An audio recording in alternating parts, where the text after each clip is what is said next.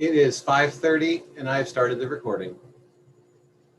Thank you and welcome everyone. We're going to be led in the Pledge of Allegiance by Mrs. Burton.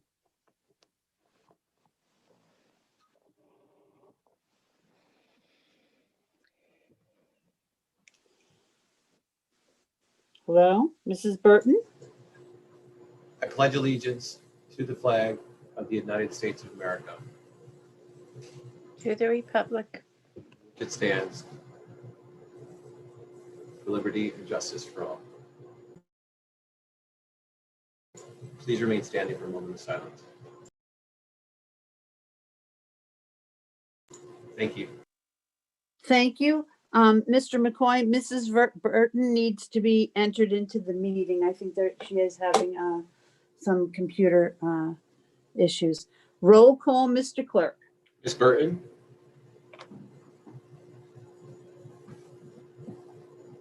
Dr. Henderson? Mr. Howard?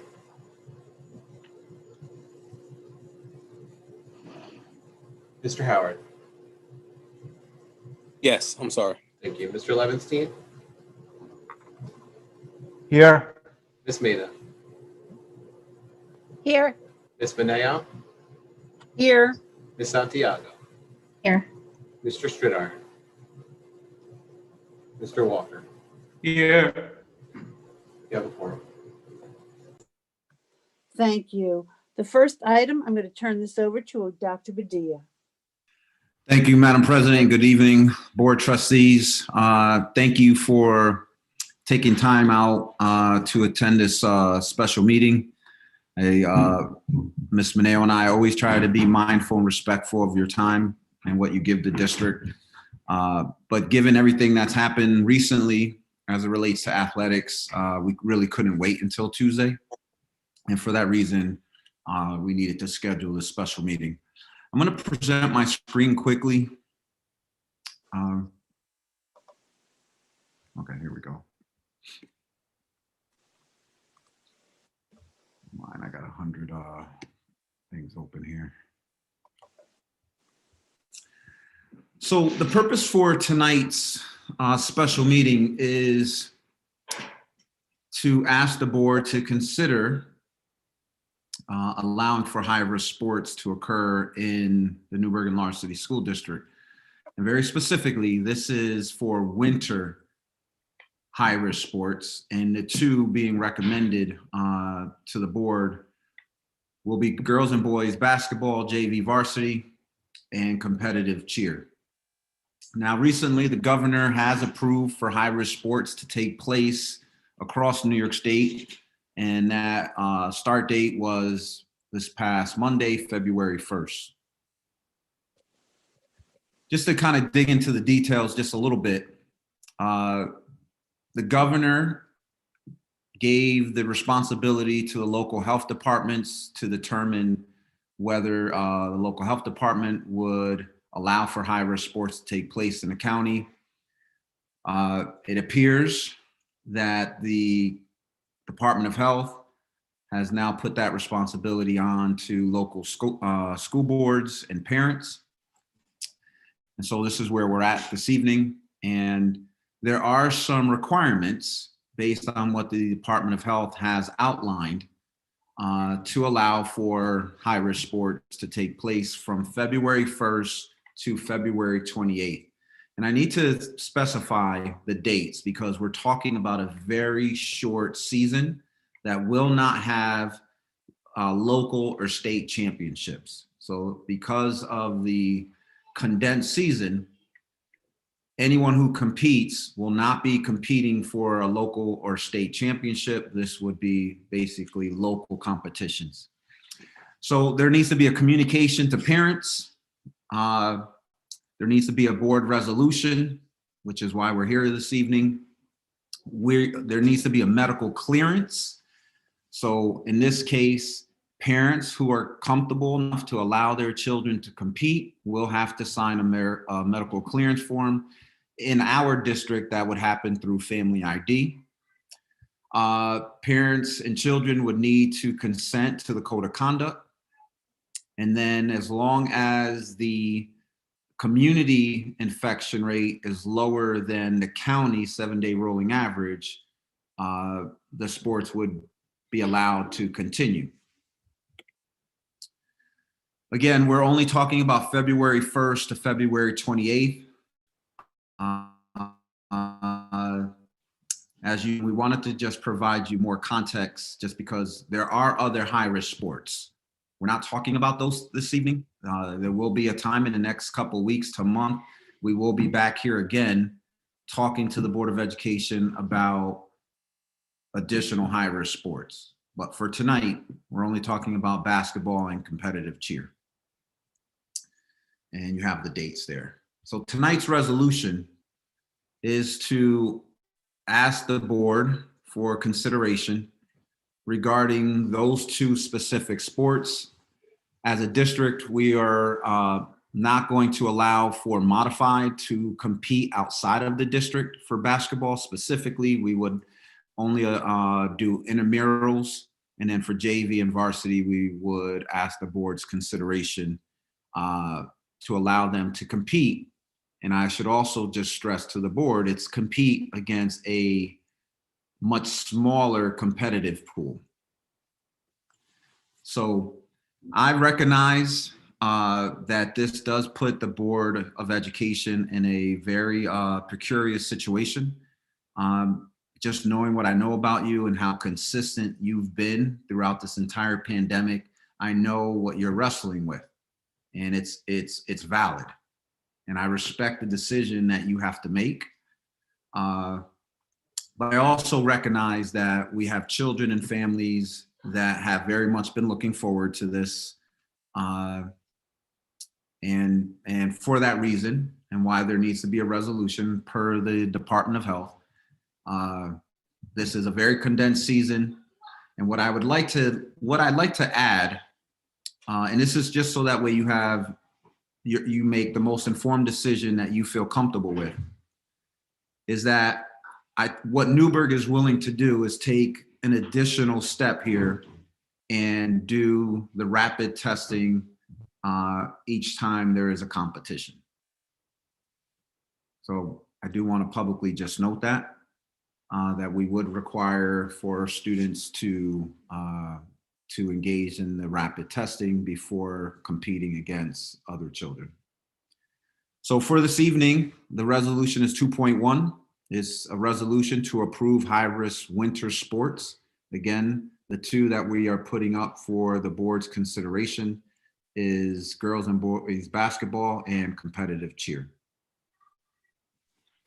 Thank you. I'd like to entertain a motion, please.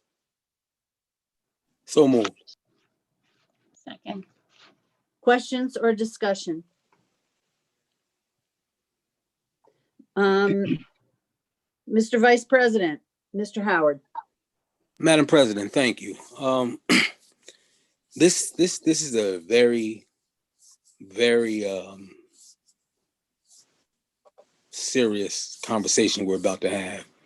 And I got to tell you, I've been playing with this all weekend. Once I found out that the governor passed it to the Department of Health kicked it to us, which I'm not necessarily comfortable with, but I did some research, and I was surprised to find that New York is one of maybe a handful, and that's with a few fingers missing, of states that are not engaging in sports with the young people. And as much as I'm scared to death of this pandemic, scared to death of COVID-19, I had to really play with this for the last 48 hours. And it seems like our district is going the extra yards, because I was going to suggest that we do testing every Monday throughout the course of that span, but doing it before each event is even better.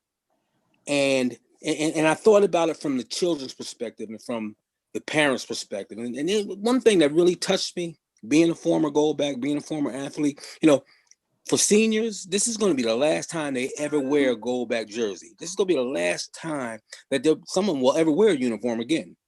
And that really pulled on me. It pulled on me. And I got to say, Madam President, that doing the interventions that we're putting into play and taking the extra due diligence,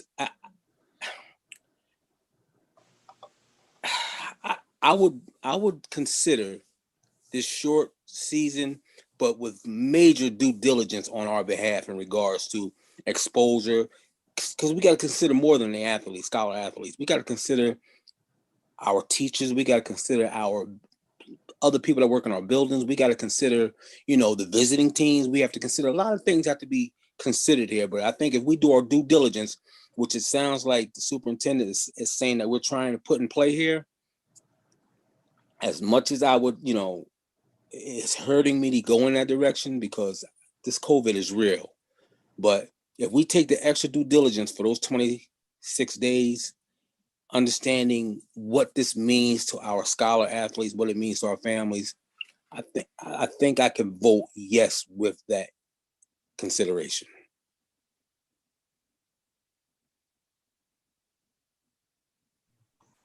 You're on mute, Madam President.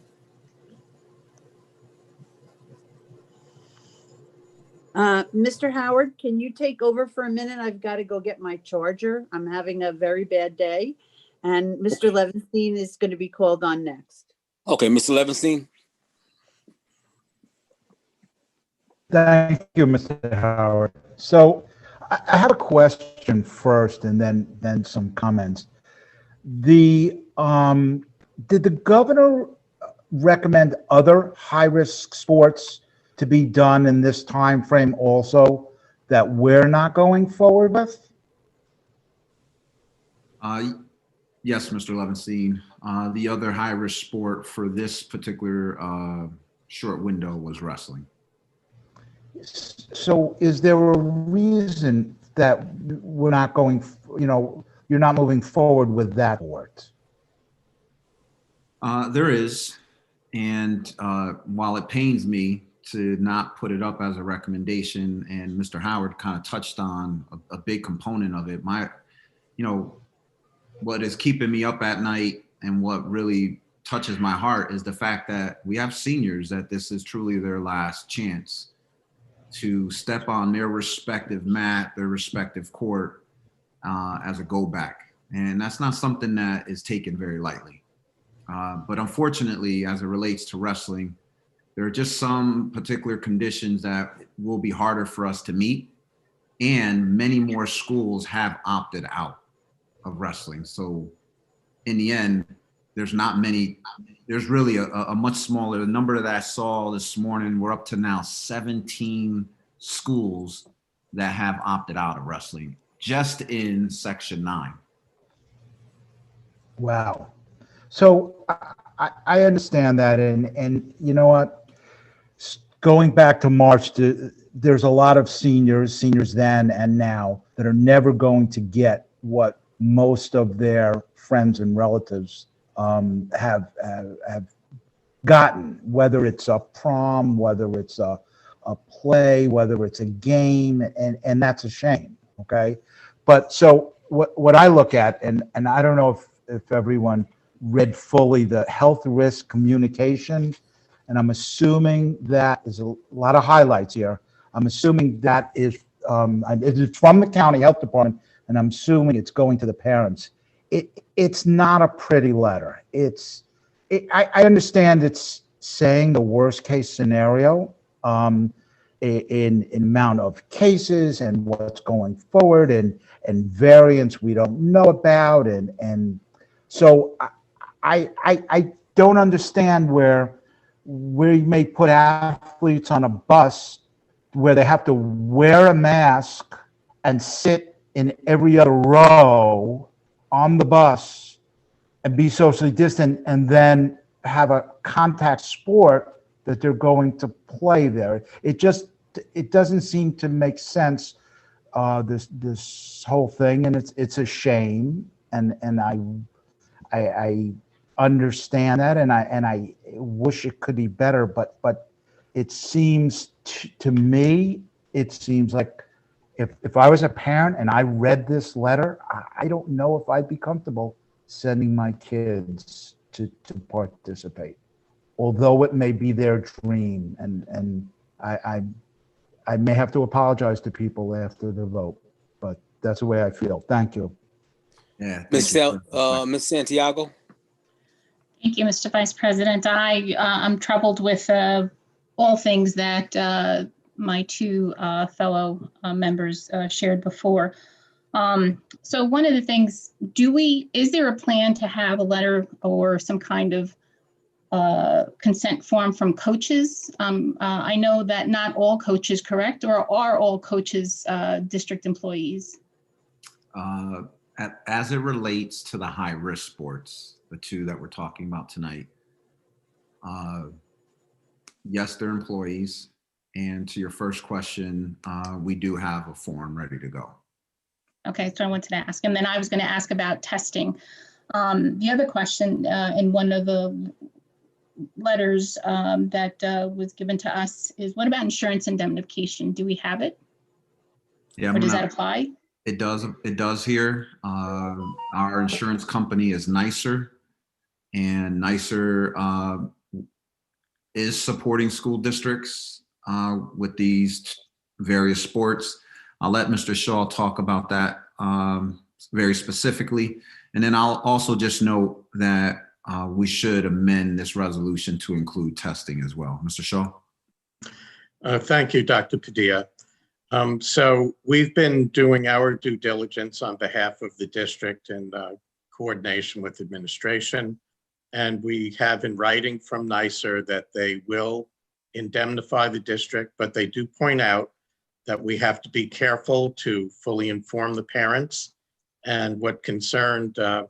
Levenstein about what's in those letters, that's what we've been asked to present by the insurer as well. So you do have indemnification and a defense for the high-risk winter sports that you would be proving. Thank you. I just have a couple more questions. So how many other schools are participating that our students will be competing against? I don't have the number off the top of my head. I know for wrestling this morning, there were 17 that backed out. For basketball, I don't believe it's that high. Nevertheless, there are some districts that have decided that they weren't going to offer the hybrid sport.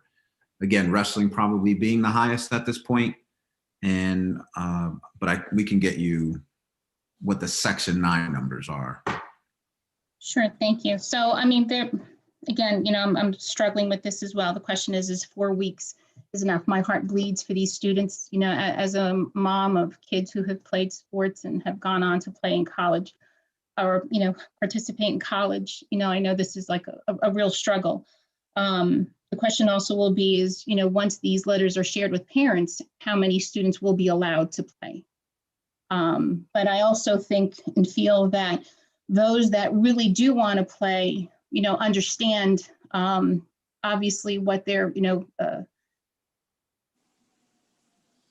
up against, with the requirements and so forth. But I think their will to want to play is going to make them, I would hope, would make them more responsible. Thank you. Ms. Maeda, please. Mr. Howard, I'm back. So after this, Okay. I'll take. Thank you. Thank you, Mr. Howard. I just have a couple questions. The season is ending on February 28th, and we're beginning it this weekend if we vote yes. Is that correct? We would vote. We would start. We were hoping to start earlier, but with the snow and what have you, the earliest we could start is tomorrow. So how many games exactly would they be playing, Dr. Padilla? Do you have any way of knowing what that schedule would look like? Yeah, and it's being revised because there are districts, kind of like us, who are deciding yes on some, no on others. So right now, the latest that I have, for instance, for basketball, now we're down to 6 games. Okay. Just yesterday was 8. And are the teams, do you have the team numbers finalized, for example, for Newburgh, or are there kids still deciding whether they're going to be or participating? Yeah, that's a fair question. I think a lot's going to be determined tonight. Sure.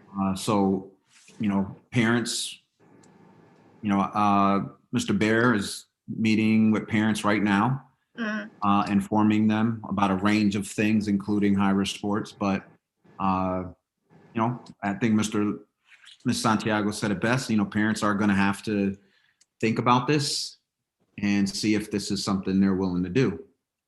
So I imagine tomorrow we'll have better numbers in terms of, again, if the board votes to allow this to happen, then we'll know a little bit more tomorrow if parents are willing to let their children compete. Sure. No, the only reason I asked that question was because it came up as riding in the bus, for example. If it's a full team, it's a little bit different than maybe half or three quarters. So that would make a little bit of difference as far as social distancing and that. Now, are the kids going to play with masks? It's whatever the Department of Health has outlined. Okay. And I wasn't sure about that. Yeah, I think we should amend the resolution to just include the testing component, just so that way we're doing a little extra. But whatever they outlined is what we have to follow. Okay. No, I agree with the testing. I think thank you for considering that. Thank you. Thank you. Mrs. May. I'm done. Let's move on to Mrs. Burton, please. Hi, good evening. Thank you, Madam President. Well, a couple of my questions were kind of answered in regards to parent discussions with parents. So are you suggesting that the parents have been called singularly as opposed to them coming together and having a conversation? I think those are two different things. I would have preferred that it would be like a mandate that they would all have to come together and have some discussions with the district around this because of its seriousness. My question is, how many are seniors? And the reason why I'm asking is because this is February, and Dr. Padilla, as an athlete, my son was an athlete, Mr. Howard was an athlete. How many of the seniors have already had letters of intent to play at a collegiate level? Because if they already have letters of intent, or they've already have scholarships and been signed on, so that would be good to know. And I would also, I'm kind of torn between, with 6 games to play, what is the feasibility that any of them would be tapped by a scout at this point? And what would that procedure look like? Would scouts be coming to these games to look at seniors and making decisions as to whether or not they would be, eligible for a scholarship or a college, to go to a school and play ball for them? I am concerned that this is just basketball and cheer. I almost feel like, and this is just my feeling, I'm not putting it out there other than this is my feeling, that it's almost like you're taking a gamble and trying to fill it out with this particular group of young men. And I look at it from an equity lens. And these are, I'm assuming, because traditionally they're mainly Black males. And I just don't want this to look as if there may be a racial undertone, that we're testing this whole playing basketball or playing sports with a group of young men that just happen to be Black. I'm just putting that out there because my first question was, why basketball? Why not wrestling? But why basketball? And I'm not suggesting anything other than that's what came to my mind, where let's test it, and we'll test it this way, high risk. Why not just go with the lower risk and test and see how everything fares? I have to say, I'm not I'm not feeling that I would approve this at all. Thank you, Mrs. Burton. You really kind of give me a lot to think about with that, with your statement. Mrs. Maida, your hand is up. Mrs. Burton, your hand is up. Would you like to put them down, please? Mr. Howard, do you have something else you'd like to add? Yes, Madam President, a couple of questions for clarification. So we talked about this will be limited to Section 9. So it would give us more information to find out how large this is. If we knew how many opted out, you said 17 for wrestling, but how many have opted out for basketball? Question number one. Question number two, are we putting the cart before the horse? Because, and I say that because I want to ask this, is that it would be my assumption that if any of the players test positive right now, and if they've been in contact with each other, or if they do test positive, this would be a moot point. I'm going to assume, because if you have a player who tests positive, that would put the team under quarantine for 14 days, which will basically take out almost the rest of the season, because I know we got to consider a winter break in here also, if I'm correct. And my third question was, have we enough scholar athletes to go through with this if it passes? So I want to, I don't know the answer to the last question, just because we have to get a number of things signed. We have to inform families. And again, some of them may decide this is not something they want their children to participate in. So that is an unknown until we know what happens tonight. The other point to just quickly make is, whatever reservations board members are feeling, I started off by saying I completely understand and I think they're valid. The governor made a decision to allow for high-risk sports to take place, that then trickled down to the Department of Health, who then said, under these conditions, these particular sports can take place. I can find out how many in basketball have opted out. I don't know that number exactly at this point, because it has been something that has changed a little bit this week. What I do know is that the season was even shortened from eight games is a really short season for basketball, but now that's even shortened to 6. So, and to your point, yes, if someone were to test positive, essentially that wipes out the season, because it's already short. And it would be a 10-day quarantine for pretty much the entire team. Madam President, can I dovetail one last question on that, please? Sure, and then I got to move to Mr. Walker. We got to give everybody a chance. Okay, Dr. Padilla, with like I said, I did some research earlier within the last 24 hours, and I was shocked the amount of sports that's going on around the country. And like I said, it's only like a handful, with a few fingers missing, of states that aren't engaged in sports. Have we done any research to find out the positive COVID testing that may have come out of any of those sports or any of those states? No, I can't. No, I don't know if I would have access to that information.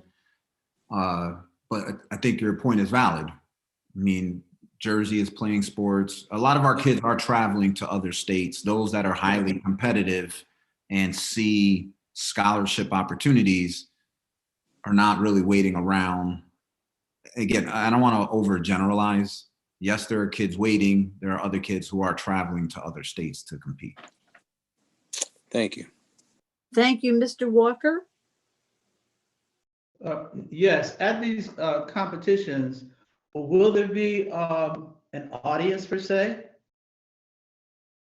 We would opt to not have an audience, Mr. Walker.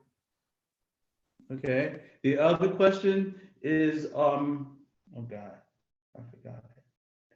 Oh, how many people would be on the buses going approximately? I know how many kids are on a basketball team, but or would there be other people like the cheerleaders, etc.? No, it's a very isolating experience to what children are normally used to. So this would just be the team, just the coaches, just our personnel that would be involved. Those involved in the competition itself are the only people that would be allowed to be in the space. Thank you. Thank you. I'm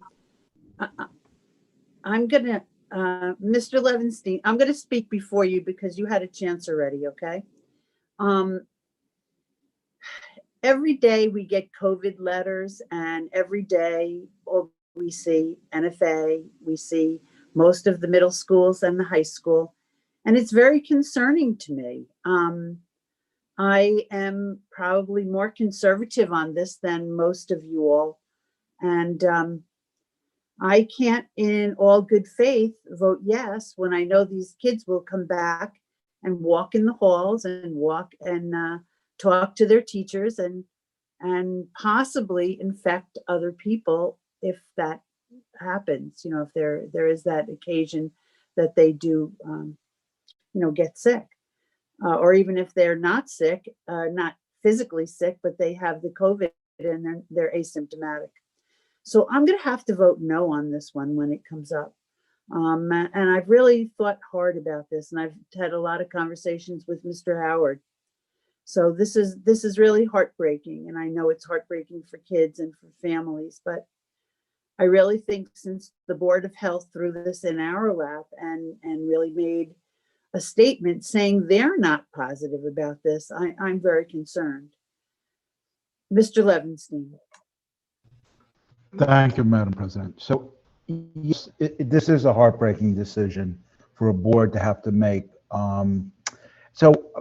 My issue is wrapping my head around having one directional staircases, 6 feet of distance between people, maximum employees and students per room, masks all the time.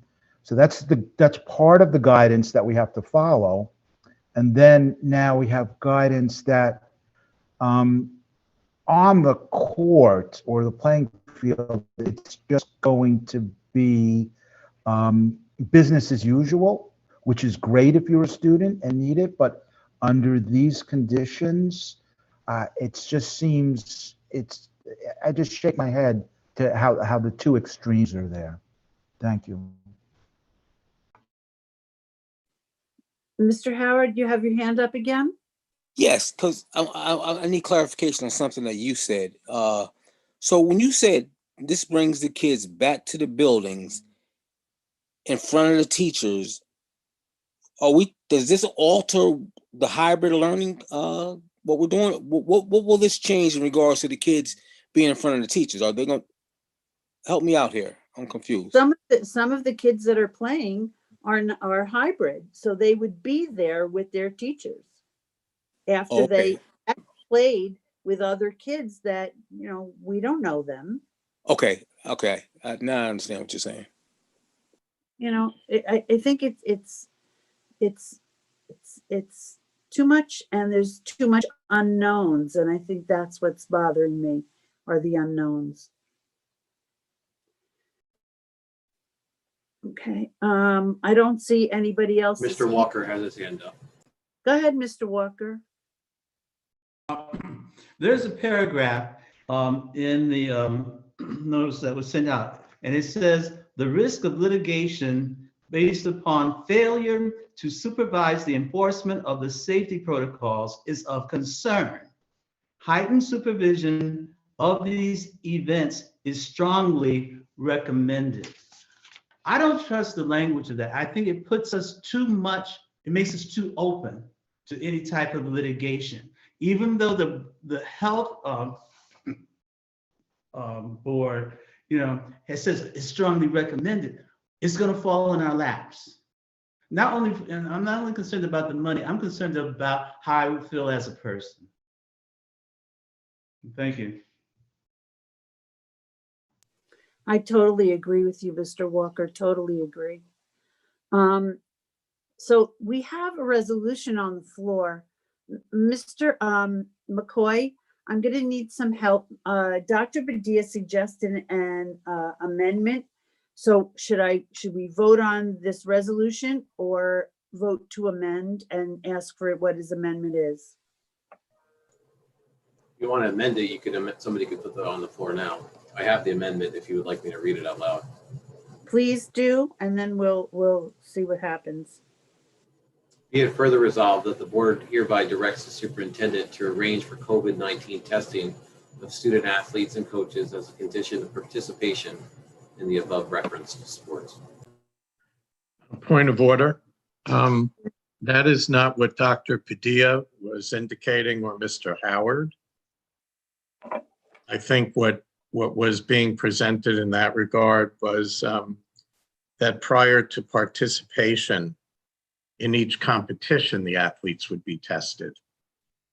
So I have wording if someone wants to make it a motion to amend, be it further resolved that the students participating in these sports shall be rapid tested for COVID-19 before each competition. I would like to amend this resolution to include Mr. Shaw's wording. Thank you. Can I have a second? Second. Can we have a vote to amend? Ms. Burton, Yes. Mr. Howard, Yes. Mr. Levinstein, Yes. Ms. Maida, Yes. Ms. Mineo, Yes. Ms. Santiago, Yes. Mr. Walker. Yes. Okay, we have an amended motion on the floor. I'd like to entertain a motion, please.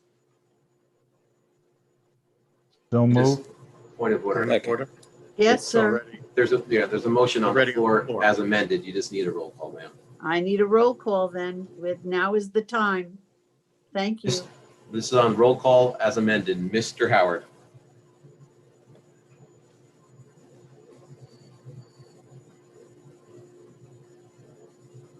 Mr. Howard, Yes, Madam President. Willie. are you voting yes? No, I'm not.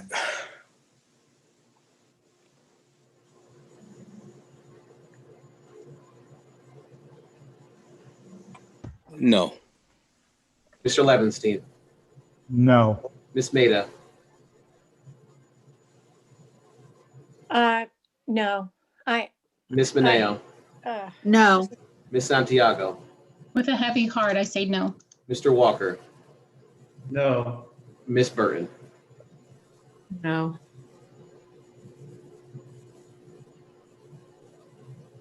Motion fails. Thank you. Madam President, if I could just say, I recognize how hard that decision was. And, I respect you for your decision. And I know what it took for you to vote in that direction.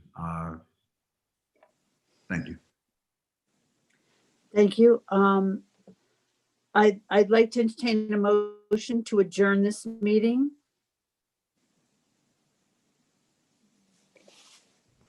So moved. Second. Roll call, Mr. Clerk? Mr. Levinstein, Yes. Ms. Maida, yes. Ms. Mineo, Yes. Ms. Santiago, Yes. Mr. Walker. Mr. Yes. Thank you. Ms. Burton Yes. and Mr. Howard. Yes. Thank you. Thank you, everyone. Good evening with a heavy heart.